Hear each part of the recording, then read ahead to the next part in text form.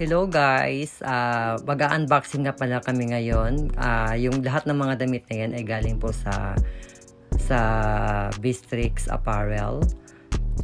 I-rate po namin yung product nila.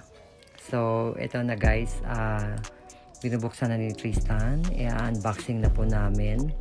So, bale, yung damit na yan guys, 10 lahat. Tag 5-5 kami ni Tristan. So, unisex. So, pareho po kami lahat ng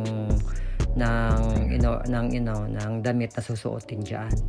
So, ano siya, 5 pares. So, bali 10 po siya lahat. So, in fairness naman, ang ganda naman ng mga design nila. Nagustuhan ko yung mga design nila. Hindi pa namin siya nabubuksan pero nagustuhan ko na yung mga kulay.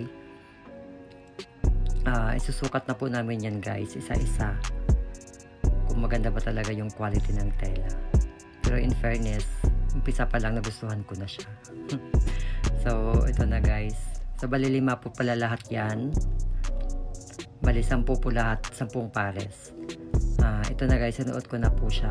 In fairness, ang sarap sa pakiramdam pag sinuot mo siya. Parang wala kang damit, parang ang presko. Pero pag hinawakan mo yung tela guys, napakatibay, napakasulit. Ang ganda ng pagkagawa. Ito naman po yung pangalawa. Ayan, pwede mo siyang lagyan ng mga design na ganyan. Pwede mong i-tuck in sa left. Ayan, ang ganda. Tsaka kahit anong damit guys na isusuot sa pangbaba, talagang bagay. Hindi ka na mahihirapan maghanap ng isusuot mo sa pangbaba kasi kahit ano pwede.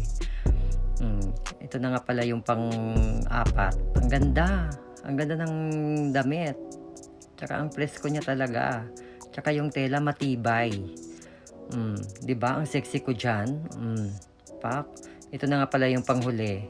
Dito talaga na-amaze talaga ako. Napakaganda talaga ng tela na to. Sa totoo lang. Tsaka ang tibay niya Ang ganda.